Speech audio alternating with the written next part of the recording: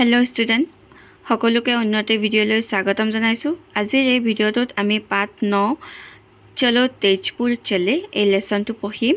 আৰু এতিয়ালৈকে যদি তোমালোকে মোৰ চেনেলটো ছাবস্ক্ৰাইব কৰা নাই তেতিয়াহ'লে ছাবস্ক্ৰাইব কৰি লোৱা আৰু কাষত থকা বেল আইকনটো প্ৰেছ কৰি দিবা যাতে ভিডিঅ'বোৰ আপলোড হোৱাৰ লগে লগে তোমালোকে ন'টিফিকেশ্যন পাই যোৱা। ব'লা এতিয়া প্ৰশ্ন উত্তৰসমূহ কৰিবলৈ ষ্টাৰ্ট কৰোঁ। ছাত্ৰ ছাত্ৰীসকল, প্ৰথমে আছে অভ্যাসমালা। 1 নম্বৰ प्रश्न दिया আছে, तुम लोग अपने द्वारा किए गए किसी भ्रमण के बारे में 2 নম্বৰ দিয়া আছে, क्या तुम कभी शैक्षिक भ्रमण पर गए हो? কৈছে কেতিয়াবা তোমালোকে শিক্ষামূলক ভ্ৰমণ কৰিবলৈ গৈ পাইছানে? যদি পাইছা তেতিয়াহ'লে ইয়াত লিখিব লাগে। यदि गए हो तो कहाँ गए थे? ক'ত গৈছিলা?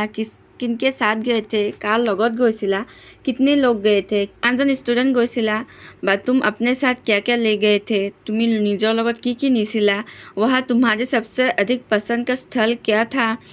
তাত গৈ পিনি তোমাৰ কোনটো চবতকৈ বেছি ভাল লাগিছিল জেগাডোখৰ? মানচিত্ৰ কি মদদ से यात्रा मार्ग को चिन्हित करो। मानचित्ৰত সেই জেগাডোখৰ তুমি বিচাৰি উলিওৱা। আৰু খত দিয়া আছে, यदि नहीं गए हो तो যদি তুমি যোৱা নাই, कहीं जाने की योजना बनाओ ক'ৰবাত যাবলৈ পৰিকল্পনা বনোৱা। किनके साथ जाओगे কাৰ লগত যাবা? कहाँ से किस स्थान तक जाओगे ক'ৰ পৰা ক'লৈকে যাবা? यात्रा के दौरान किस किस स्थल के दर्शन करोगे কৈছে সেই যাত্ৰাত তোমালোকে কোনকেইটা স্থানলৈ যাবা আৰু দৰ্শন কৰিবা। बीच में कहीं रुकोगे क्या ক'ৰবাত তোমালোকে অলপ জিৰণি ল'বানে? যাত্ৰা में अपने साथ क्या क्या ले जाओगे সেই যাত্ৰাত তোমালোকে নিজৰ লগত কি বস্তু নিবা। मानचित्र की मदद से यात्रा मार्ग को चिन्हित करो मानचित्ৰৰ সহায়ত যাত্ৰা মাৰ্গ মানে ক'ত যাবা তোমালোকে সেই ঠাইডোখৰ চিনাক্ত কৰিব লাগে। এতিয়া আমি প্ৰশ্নোত্তৰসমূহ কৰিম। 3 নম্বৰত দিয়া আছে, নিম্নলিখিত প্ৰশ্নों के उत्तर लिखो। তলত দিয়া প্ৰশ্নসমূহৰ উত্তৰ লিখা। ক पाठ में किस स्थान के भ्रमण के बारे में उल्लेख है? ইয়াৰ উত্তৰটো হ'ব उत्तर पाठ में ऐतिहासिक स्थान तेजपुर भ्रमण के बारे में उल्लेख है। খ নম্বৰ প্ৰশ্নটো হৈছে, কাজিৰঙা किस लिए मशहूर है? সুধিছে যে কাজিৰঙাখন কিহৰ কাৰণে বিখ্যাত হয়? उत्तर কাজিৰঙা এক সিং वाले गेंडे के लिए मशहूर है। কাজিৰঙাখন এশিঙীয়া গড়ৰ বাবে বিখ্যাত বুলি কৈছে। গ काजीरंगा के अलावा असम के अन्य 2 राष्ट्रीय उद्यान के नाम लिखो, वे किस किस जिले में है? उत्तर काजीरंगा के अलावा असम के अन्य 2 राष्ट्रीय उद्यान है মানে কাজিৰঙাৰ বাহিৰেও আমাৰ অসমত থকা অন্য 2খন ৰাষ্ট্ৰীয় উদ্যান হৈছে মানস ৰাষ্ট্ৰীয় উদ্যান চিৰাং জিলা, মানস ৰাষ্ট্ৰীয় উদ্যান চিৰাং জিলাত আছে, ওৰাং ৰাষ্ট্ৰীয় উদ্যান দৰং জিলা, ওৰাং ৰাষ্ট্ৰীয় উদ্যানখন দৰং জিলাত আছে। नेक्स्ट क्वेश्चन, पाठ में आए वन्य जीवों के नामों के अलावा किन्हीं अन्य 5 वन्य जीवों के नाम लिखो। কৈছে পাঠটোত অহা বন্য জীৱসমূহৰ বাহিৰে অন্য 5টা বন্য জীৱৰ নাম লিখিব লাগে। उत्तर पाठ में आए वन्य जीवों के नामों के अलावा अन्य 5 जीवों का नाम है 1 सिंह, 2 चीता, 3 सुअर, 4 सियार और 5 वनबिलाव। नेक्स्ट क्वेश्चन, बाण की पुत्री कौन थी? সুধিছে যে বাণ ৰজাৰ জীয়েক কোন আছিল? उसकी सखी कौन थी? তেওঁৰ সখী কোন আছিল? बाण की पुत्री उषा थी। उषा रानी হৈছে বাণদেৱৰ পুত্ৰী অৰ্থাৎ জীয়েক। उसकी सखी चित्रलेखा थी আৰু বাণ ৰজাৰ জীয়েক উষাৰ সখীয়েক আছিল চিত্ৰলেখা। नेक्स्ट क्वेश्चन, अग्निगढ़ का निर्माण किसने करवाया था? সুধিছে যে অগ্নিগড়ৰ নিৰ্মাণ কোনে কৰোৱাইছিল? उत्तर হ'ব अग्निगढ़ का निर्माण बाण राजा ने करवाया था। अग्निगढ़ निर्माण बाण रजाई কৰিছিল। 4 नंबर प्रश्न, पालतू और जंगली होने के आधार पर वृत्त में दिए गए पशुओं के नाम सूची में भरो। এইটো এটা বৃত্ত দেখিছানে? ইয়াত ধুনীয়াকৈ কেইটামান জীৱ জন্তুৰ নাম দি থৈছে। ইয়াৰে কিছুমান হৈছে পালতু আৰু কিছুমান হৈছে জংলী। এতিয়া ইয়াৰ পৰা বিচাৰি উলিয়াই তোমালোকে এই ঘৰকেইটাত লিখিব লাগে যে কোনকেইটা জীৱ পালতু অৰ্থাৎ ঘৰচীয়া আৰু কোনকেইটা জীৱ জংলী অৰ্থাৎ বনৰীয়া। এতিয়া তোমালোকে চোৱা, ইয়াত পালতু জীৱ মানে ঘৰচীয়া জীৱ হৈছে বেল, কুত্তা, বকৰি, বিল্লি, ঘোঁৰা, গাই আৰু জংগলী অৰ্থাৎ বনৰীয়া জীৱ হৈছে বনবিলাপ, হাতী, চিয়াৰ, হিৰণ, শ্বেৰ, ঘোঁৰা। ঘোঁৰা মানে ঘোঁৰাটো মই দুবাৰ লিখিছোঁ কিয়নো কিছুমান বনৰীয়া ঘোঁৰাও থাকে। ইয়াৰ পাছৰ প্ৰশ্ন নেক্সট 5 নম্বৰ नीचे लिखे संयुक्त वर्णों का विच्छेद करो। কৈছে যে এই তলত এইকেইটা যে দেখিছা যুক্তাক্ষৰকেইটা তোমালোকে বিচ্ছেদ মানে ভাগ ভাগ কৰিব লাগে। ইয়াত চোৱা এটা উদাহৰণ দিয়ে থৈছে দ আৰু অন্তস্তীয় যোগ হয় এইটো যুক্তাক্ষৰ হৈছে। ঠিক তেনেদৰে তোমালোকে এই বাকীকেইটাও কৰিব লাগে। এতিয়া আহা আমি এইকেইটাৰ উত্তৰ কৰোঁ। স আৰু ত ত যেনেকৈ হয় ত দুটা লগ হৈছে ত যোগ ত।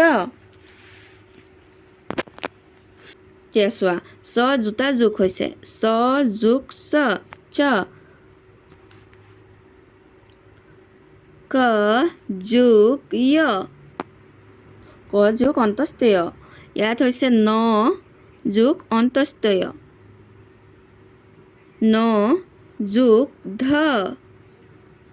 ল যোগ ল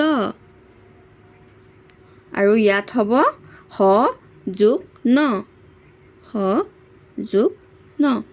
গতিকে তোমালোকে এনেদৰে ধুনীয়াকৈ লিখি ল'বা। 6 নম্বৰ প্ৰশ্ন হৈছে आओ समूह में बैठकर वाक्य बनाने का खेल खेले। কৈছে আহা আমি মানে চবেই গোট খাই বাক্য বনোৱা খেল খেলোঁ। মানে এনেকুৱা এটা তোমালোকে ধৰি লোৱা 5-6জন বন্ধু বান্ধৱী একেলগে আছা আৰু চবেই মিলি পিনি এটা শব্দ লৈ সেই শব্দটো দি বেলেগ বেলেগ বাক্য বনাইছা। তেনেকুৱা এটা খেল খেলিবলৈ কৈছে। विद्यालय हमारा विद्यालय बहुत सुंदर है। विद्यालय में हम पढ़ते हैं। हम विद्यालय में खेलते भी हैं। তেনেদৰে তোমালোকে এই শব্দ বনাব লাগে। इस प्रकार निम्नलिखित शब्दों से वाक्य बनाओ। प्रसिद्ध, द्वार, भ्रमण, क्षेत्र, आनंद, ज्ञान, छुट्टी। ইয়াত মই এটা এটাকৈ বাক্য লিখিছোঁ। তোমালোকে নিজৰ পৰা আৰু 2-3টামান বাক্য ভৰাই ল'ব পাৰা। যেনে প্ৰসিদ্ধ তেজপুৰ এক প্ৰসিদ্ধ স্থান হে। ইয়াত কৈছোঁ যে তেজপুৰ এখন প্ৰসিদ্ধ স্থান হয়। द्वार बिल्ली द्वार में खड़ा है। भ्रमण अर्थात भ्रमण करा। गर्मी के छुट्टी में हम काजीरंगा भ्रमण करने गए थे।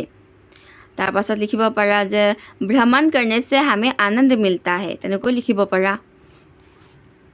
क्षेत्र हम भारत के पूर्वोत्तर क्षेत्रों में निवास करते हैं। আমি ভাৰতৰ উত্তৰ পূৰ্বাঞ্চল ক্ষেত্ৰত বাস কৰোঁ। आनंद हमें खेल कूद से आनंद मिलता है।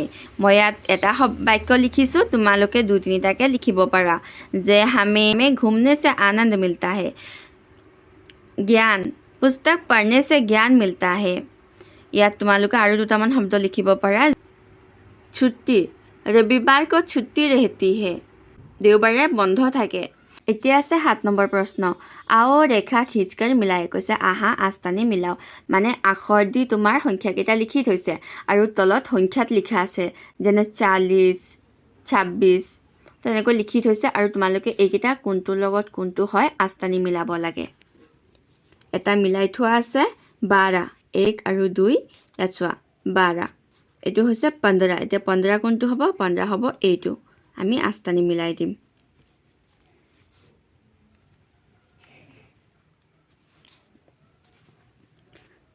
36 মানে 36 আৰু 36 কোনটো হ'ব? এইটো। গতিকে আমি এইটো আস্তানি মিলাই দিম। তাৰ পাছত আহিলে 26 মানে 26। 26 ক'ত আছে? 26 আছে এইটো। 33 মানে 33 আৰু 33 হৈছে এইটো। 40 মানে 40 আৰু 40 হৈছে এইটো।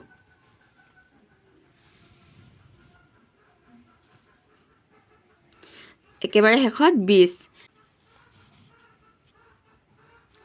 8 নম্বৰ প্ৰশ্ন आओ खाली जगहों को अंक से भरे। কৈছে এই খালী ঠাইকেইটা অংকৰে ভৰা। মানে ইয়াত 11 লিখা আছে 12 13 14 15 16।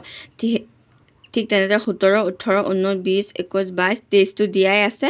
24 25 26 27 তেনেকৈ দিয়া আছে। 55লৈকে তোমালোকে হিন্দীৰ 1-2খিনি চাই ইয়াত ভৰাব লাগে। ইয়াত লিখি দিছোঁ উত্তৰকেইটা 1 2 12 1 3 13 1 4 14 1 5 15 6 16 1 7 1 8 1 9 2 0 2 1 2 2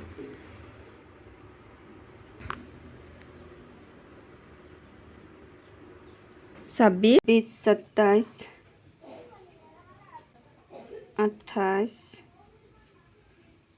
29 30 31 32 33 34 35 36 37 38 39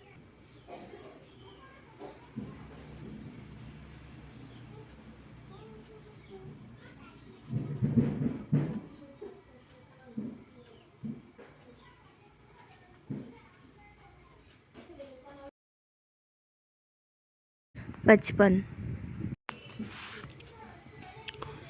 ছাত্ৰ-ছাত্ৰীসকল তোমালোকে এনেদৰে লিখি ল'বা আৰু ইয়াত চোৱা 9 নম্বৰত আছে आओ संख्याओं का ज्ञान प्राप्त करे অৰ্থাৎ যে আহা আমি সংখ্যাৰ জ্ঞান শিকি লওঁ ইয়াত 46 41 36 31 26 21 16 11 6 1 ছাত্ৰ-ছাত্ৰীসকল এইখিনি তোমালোকে নিজে পঢ়িবা 10 নম্বৰত দিয়া আছে ৰেখা খিচকাৰ মিলাও অৰ্থাৎ আস্তানি মিলোৱা ইফালে দিয়া আছে ভাগ ক ইফালে ভাগ খ এটা কত ভাগ কত দিয়া আছে মহাভৈৰৱ মন্দিৰ আৰু ইফালে তোমালোকে আস্তানি মিলাব লাগে ক'ত অৱস্থিত এটা মহাভৈৰৱ মন্দিৰখন ক'ত অৱস্থিত তেজপুৰ লোকপ্ৰিয় গোপীনাথ বৰদলৈ ক্ষেত্ৰীয় মানসিক স্বাস্থ্য अस्पताल অৰ্থাৎ লোকপ্ৰিয় গোপীনাথ বৰদলৈৰ মানসিক স্বাস্থ্যৰ হস্পিটালখন ক'ত অৱস্থিত अस्पताल কি হয় ইয়াৰ লগত কোনটো মিলিছে মানসিক अस्पताल এটো মানসিক স্বাস্থ্যৰ লগত জড়িত হস্পিটাল গ চিত্ৰলেখা এটা চিত্ৰলেখা কি হয় চিত্ৰলেখা হৈছেগে তোমাৰ চিত্ৰকাৰ উষা কোন আছিলে উষা আছিলে ৰাজকুমাৰী কাজিৰঙা কি হয় কাজিৰঙা এখন ৰাষ্ট্ৰীয় উদ্যান হয় 11 नंबर प्रश्न वन्य जीव पालतू जीव और पक्षियों के चित्रों का संग्रह कर एल्बाम बनाओ अर्थात বনৰীয়া জীৱ জন্তু ঘৰচীয়া জীৱ জন্তু আৰু চৰাই চিৰিকটিৰ চিত্ৰ সংগ্ৰহ কৰি এখন এলবাম बनाब लगे ख दूरदर्शन द्वारा प्रचारित किसी भ्रमण वृत्तांत को संक्षेप में प्रयुक्त करे दूरदर्शन द्वारा अर्थात टीवीत देखा तुम्हारे जिको भ्रमण काहिनी वृत्तांत को संक्षेप में प्रस्तुत करे भ्रमण काहिनी तुम्हारे चमुक लिखिबले कैसे गति आजिल इमानेই ভিডিওটো ভাল লাগিলে লাইক কমেন্ট আৰু শেয়াৰ কৰি দিব লগতে চেনেলটো সাবস্ক্ৰাইব কৰি দিব ধন্যবাদ।